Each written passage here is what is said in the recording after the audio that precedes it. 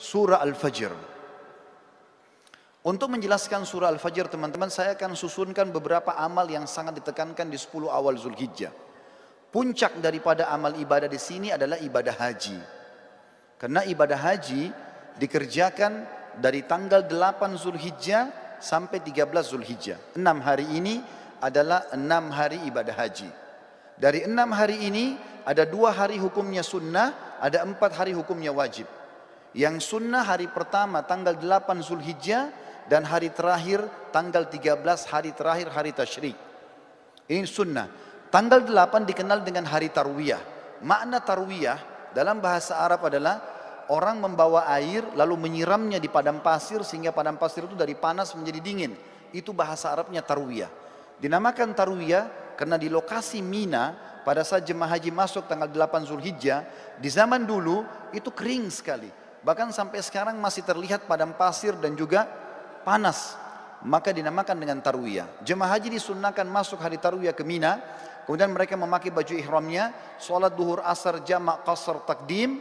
Kemudian mereka duduk berzikir, beribadah, mendengarkan ceramah sampai maghrib dan isya. Mereka juga menjamak maghrib sama isya. Ditakdim isya di waktu maghrib. Kemudian di qasar waktu atau sholat isyanya saja jadi 2 rakaat. Menginap sampai besok pagi. Tanggal 9 Zulhijjah ini dikenal dengan hari Arafah. Jemaah haji pergi ke Arafah, kemudian mereka ibadah di situ dari waktu duha, duhur asar mereka jamak qasar takdim, kemudian mereka tiba sampai maghrib. Sholat maghribnya sunnahnya ditakhir, diterlambatkan di daerah Muzdalifah. Setelah itu besok pagi tanggal 10 di Muzdalifah sunnahnya mereka menginap. Hari raya Idul Adha tanggal 10 Zulhijjah. Di situ mereka melakukan salah satu dari 3 kegiatan. Kalau sudah dilakukan jemaah haji boleh bertahallul mencukur rambutnya. Yang pertama mereka berkurban. Yang kedua mereka jumrah aqabah atau melontar. Dan yang ketiga adalah mereka tawaf ifadah, tawaf wajibnya haji. Kalau sudah selesai mereka sudah boleh cukur rambut dan ganti baju ihram menjadi baju biasa. Setelah itu mulai tanggal 10 dikenal dengan hari Adha, hari Nahar. Ya. Itu kemudian mereka nginap di Mina sampai tanggal 12 kalau mau nafar awal. Yang pertama meninggalkan dulu, ya, bisa keluar dari Mina setelah itu menyelesaikan haji. Atau kalau yang mau nafar thani tetap tinggal sampai tanggal 13-nya. Di sini mereka jumrah kecil, sedang, besar atau jumrah sugra, wusta dan kubra. Setelah itu baru selesai hajinya. Ini ringkasan ibadah haji. Dan teman-teman sudah tidak asing dengan keutamaan haji. Yang sangat mulia adalah hadis Nabi SAW. Siapa yang haji tidak rafath. Tidak rafath itu tidak mengucapkan kalimat syahwat kepada selain pasangan halalnya. Cinta, rindu, sayang kepada selain pasangan istri. Atau selain suami. Siapa yang haji tidak rafath. Tidak fusuk, berbuat kejahatan. Masuk dalam fusuk juga adalah memeluk, salaman, ciuman dengan selain mahramnya. Kemudian tidak jidal, berdebat-debat dan bertengkar di musim haji. Maka dia akan pulang seperti baru dilahirkan oleh ibunya. Juga sabda Nabi SAW dalam hadis Bukhari Muslim, dua-duanya hadis sahih. Yang tadi juga yang sebelumnya hadis Bukhari Muslim. Kata Nabi SAW, umrah ke umrah pengampunan dosa di antara keduanya dan haji mabrur yang mengikuti syarat dan rukunnya tidak ada balasan kecuali surga. Ini puncak ibadah. Ibadah yang kedua, saudaraku seiman, adalah bagaimana seseorang berpuasa selama 9 hari dan sholat malam selama 9 malam itu. Kok bisa? Dari mana dalilnya? Surah Al-Fajr tadi. Allah berfirman, saya ulangi kembali ayatnya, A'udzubillahi minasyaitonirrajim wal fajr. Demi waktu subuh. Saya tafsirkan sekarang. Waw ini teman-teman dikenal dengan waw kasam dalam Al-Quran. Atau dalam bahasa Arab. Seperti kalau kita mengatakan, Wallahi, demi Allah. Allah kalau bersumpah dalam Al-Quran dengan menggunakan waw ini, berarti yang datang setelahnya informasi penting yang harus diperhatikan. Mirip dengan firman Allah yang lain, wal asr, demi waktu. Maka di sini juga Allah mengatakan wal fajr. Fajr teman-teman, kalau tidak pakai alif lam dalam bahasa Arab, maka terjemahannya waktu subuh. Tetapi dalam bahasa Arab ada lagi sebuah retorika yang atau dalam grammar bahasa Arab namanya alif lam mu'arraf. Alif lam memperkenalkan sesuatu. Misal begini, kalau saya sedang janjian dengan seseorang di masjid ini misalnya, saya mengatakan, ayo kita janjian ketemu di masjid Az-Zikra. Contoh, Kalau saya dengan teman saya tidak mau lagi menyebut nama Masjid Az-Zikranya, saya cukup mengatakan, ayo kita ketemu di Al-Masjid. Alif Lam ini dalam bahasa Arab sudah menutupi nama tempat yang sedang jadi target. Contoh yang lain, orang Arab kalau mengatakan rajulun, seorang laki-laki, belum jelas siapa dia, maka mesti dijelaskan nama dia siapa baru bisa lengkap dalam retorika bahasa Arab. Tapi kalau saya sama teman saya sudah tahu siapa yang kami maksudkan laki-laki siapa, cukup kami mengatakan, ayo kita ketemu dengan ar-rajul. Ar-rajul pakai alif lam. Allah di sini teman-teman menggunakan alif lam ini. Wa al-fajr. Kalau Allah bilang wa fajr, demi subuh, maka subuhnya terbuka sepanjang tahun. Tapi ternyata ada yang Allah inginkan di sini. Wa al-fajr, berarti demi subuh tertentu yang Allah inginkan, kejarlah itu. Dan umumnya ulama tafsir mengatakan ini adalah subuh hari raya Idul Adha. Dan dari sini ulama tafsir hampir seluruhnya sepakat mengatakan Idul Adha lebih afdal daripada Idul Fitri. Setelah sholat Idul Fitri tidak ada ibadah khusus yang diperintahkan. Kalau ada orang mau silaturahim, orang mau ketemu sama temannya, mau ziarah, apa saja, mau lakukan kegiatan-kegiatan positif, boleh saja. Tapi setelah sholat Idul Adha ada ibadah khusus. Allah katakan dalam ayat lain, A'udzubillahi minasyaitonir rajim, fasholli li rabbika wanhar. Salatlah hai Muhammad Idul Adha itu dan berkurbanlah setelahnya. Maka Idul Adha adalah lebih afdal daripada Idul Fitri, walaupun kita kadang-kadang lebih merapengan Idul Fitri di negara kita. Tapi ini makna tafsir Al-Fajr. Lalu Allah bilang di ayat kedua, walayalin ashr. Waw ini saudaraku seiman dalam bahasa Arab dikenal dengan waw ataf, penyambung hukum ayat sebelumnya. Apa yang berlaku sumpah Allah di ayat pertama berlaku juga pada ayat kedua. Artinya, dan kejar juga dirikan sholat malam di 10 malam berturut-turut sebelum subuh itu. Berarti di sini teman-teman sekalian, Allah Subhanahu wa taala memerintahkan kita untuk menghidupkan malamnya ya di 10 awal bulan Zulhijjah.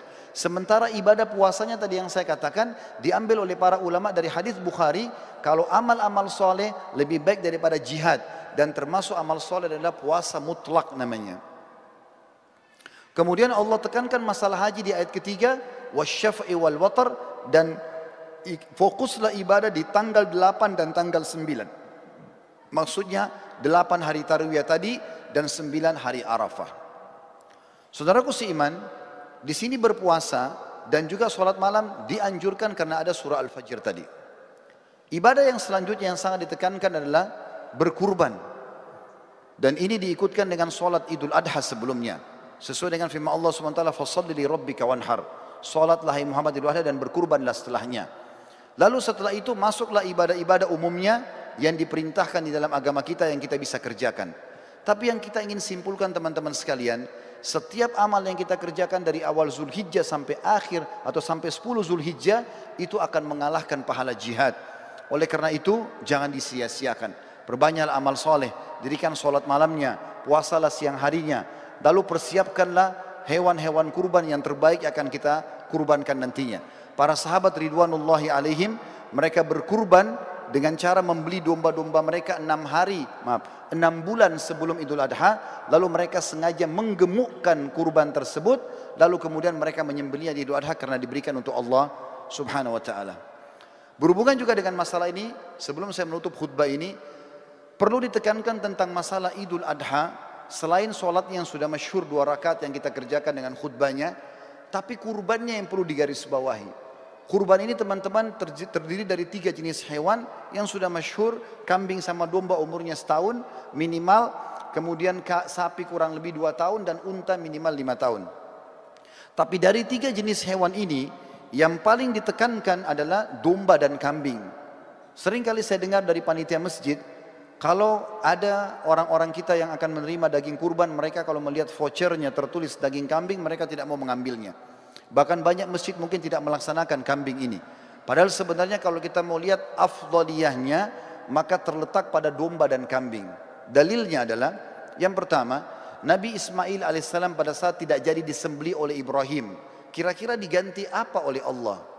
Jawabannya jelas, diganti dengan domba. Allah sebutkan dalam Al-Quran.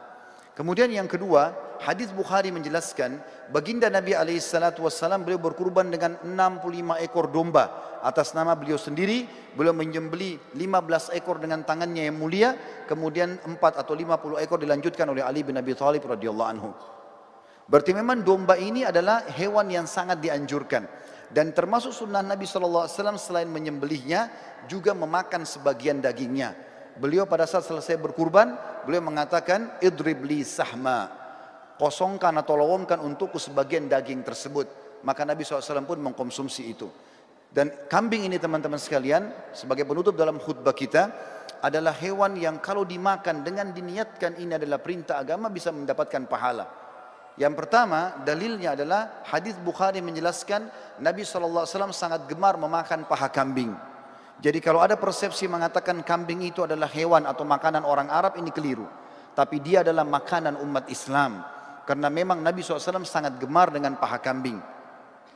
Yang kedua, berhubungan dengan dalil ini adalah akikah. Kita tahu setiap muslim kalau punya anak laki-laki, sembelih 2 ekor kambing. Kalau anak perempuan 1 ekor kambing. Ini berlaku baik itu muslim Arab, baik itu muslim bule, baik itu muslim dari Afrika, baik muslim dari Asia Tenggara atau orang Melayu. Sama saja, anak laki-laki 2 ekor kambing, anak perempuan 1 ekor kambing.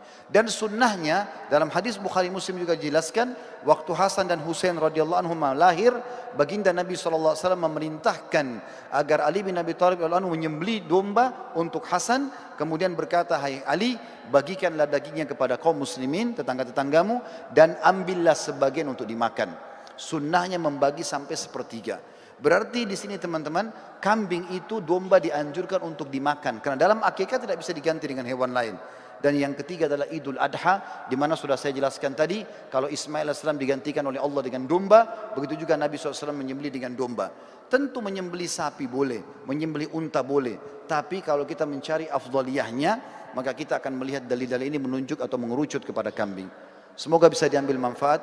Aqulu qauli hadza, saya sudah mengucapkan perkataan saya ini, wa astaghfirullah li wa lakum, dan saya beristighfar kepada Allah, mengajak jemaah juga istighfar kepada Allah, fastaghfiruhu innahu huwal ghafurur rahim. Beristighfar dan bertobatlah karena Dia Maha menerima taubat hamba-hambanya.